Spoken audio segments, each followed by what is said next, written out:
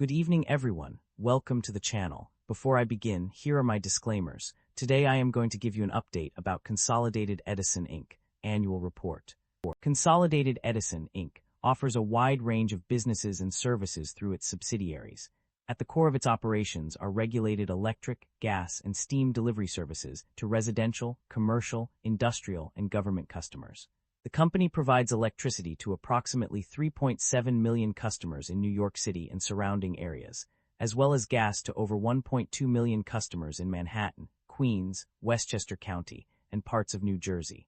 In addition to its core delivery services, Consolidated Edison also operates a vast network of transmission lines, substations, and distribution infrastructure.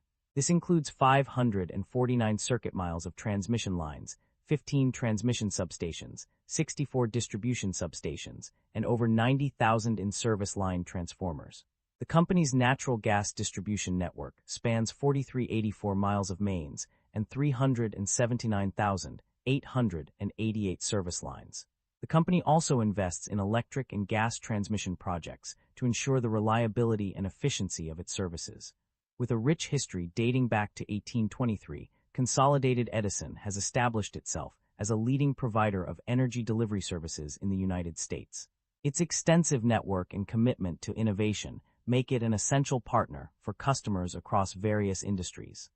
The recent surge in Consolidated Edison Inc. stock price can be attributed to a combination of factors that have bolstered investor confidence. One key driver is the company's robust financial performance, with significant increases in net income and adjusted earnings per share, EPS. This strong financial health has been further enhanced by substantial capital investments aimed at upgrading and reinforcing its energy delivery systems. The strategic sale of its clean energy businesses has also allowed Con Edison to focus on core utility operations, a move seen as positive by the market.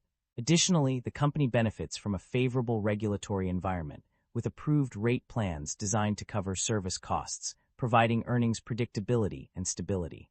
Con Edison's commitment to consistent dividend increases has made the stock attractive to income-focused investors, while its positive outlook and growth forecasts have further supported the stock's appreciation. The company's outperformance against market benchmarks is also a testament to its strong relative performance within its sector and the overall market. Overall, these factors have contributed to Consolidated Edison Inc.'s notable increase in stock price over the past year. Consolidated Edison Inc. market capitalization of $40 billion is significantly larger than the average industry peer of roughly $6 billion. This shows that Consolidated Edison Inc. holds a significant advantage in their industry. Consolidated Edison Inc. trades at a higher price-to-earnings ratio of 20 times and a higher price-to-book ratio of 1.67 times relative within the industry.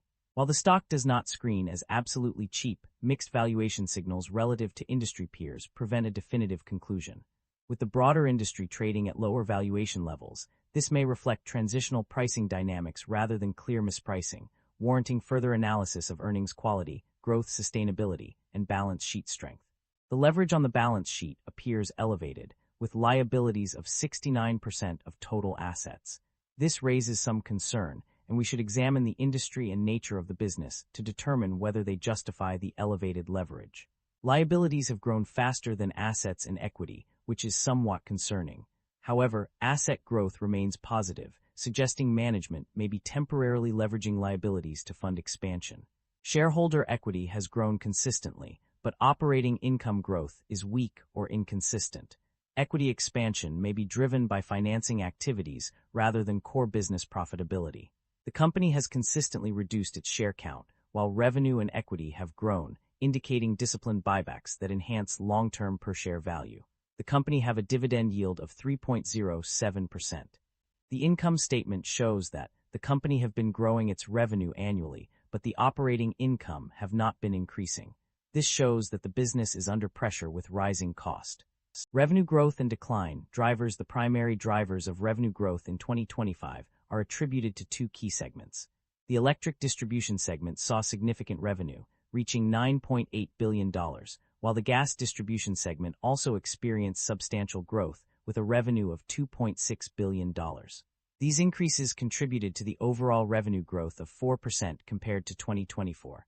The revenue growth can be seen in the numbers, where the total revenue for 2025 was $13.8 billion, up from $12.9 billion in 2024. This increase is also reflected in another report, which states that revenue reached $13.4 billion in 2025, representing a 3% growth from the previous year. While the primary drivers of revenue growth are clear, there is no explicit mention of the primary driver of revenue decline. However, it can be inferred that the steam operations segment may have experienced lower revenue growth compared to other segments, contributing to any decline in overall revenue. The net income of the company experienced a contradictory trend between two different summaries. Initially, it was reported that the net income rose from $1.2 billion in 2024 to $1.3 billion in 2025, indicating an increase of $100 million. However, another summary revealed a decline in net income by 10% from $1.3 billion in 2024 to $1.2 billion in 2025. The inconsistency in the net income trend can be attributed to various factors such as changes in accounting methods or discrepancies in data collection. Despite this uncertainty, it is clear that there was a decline in net income by $100 million in one of the summaries. This decrease suggests that the company's profitability may have been affected negatively. Profit margins are not explicitly stated in the summaries, but an inference can be made based on the revenue and net income trends. The increase in revenue by 4% and 3%, respectively in both summaries, did not translate to a proportional increase in net income. This discrepancy suggests that profit margins may have decreased, indicating that the company's ability to convert sales into profits was compromised. The company's financial performance indicates a significant improvement in its ability to generate cash from its core operations. The data shows that the net cash provided by operating activities has increased from $2.3 billion in 2024 to $2.6 billion in 2025, marking a notable growth of $300 million. This increase in operating cash flow is a positive sign for the company's financial health and stability. It suggests that the business is generating sufficient revenue to cover its expenses and invest in growth initiatives without relying on external financing. The upward trend in operating cash flow also indicates that the company's management team is effectively optimizing its operations and making strategic decisions to drive profitability. Overall, the data confirms that the company is indeed generating positive operating cash flow, which is a crucial indicator of its financial performance and sustainability. The performance of various segments and regions within the company has shown mixed results. On a positive note, electric distribution and steam and other segments have performed well, with revenue increases of 4% and 10%, respectively. These segments account for a significant portion of the company's revenue, with electric distribution making up 73% and steam and other contributing 6%. However, other segments have struggled to keep pace. Gas distribution saw a decline in revenue by 2%, while net income decreased by 10%. These decreases are concerning, as they indicate a loss of revenue and profitability for the company. The poor performance of these segments may be a cause for concern and warrants further investigation into the underlying causes. Management is optimistic about the company's outlook, citing a 4% increase in revenue in 2025 compared to the previous year. This positive trend suggests that the company is on the right track financially. However, management also acknowledges that there are challenges ahead, including significant regulatory liabilities and assets. Despite these challenges, the company has set ambitious goals for reducing greenhouse gas emissions by 50% by 2030 and increasing its use of renewable energy sources. This commitment to environmental responsibility demonstrates a forward-thinking approach to business operations. Management is aware of several key risks that could impact the company's performance, including changes in regulatory policies, cyber threats, and extreme weather events.